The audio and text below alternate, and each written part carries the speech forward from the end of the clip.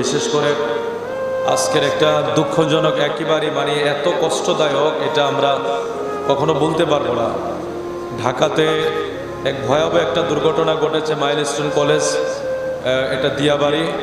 আপনার এমন একটা দুর্ঘটনা যে 10 মিনিট মানে ছুটির আর 10 মিনিট বাকি, এটা তো অনেক বিশাল প্রতিষ্ঠান।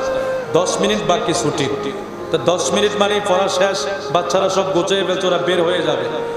কি লীলা খেলা! 10 মিনিটের ভিতরে দুর্ঘটনা।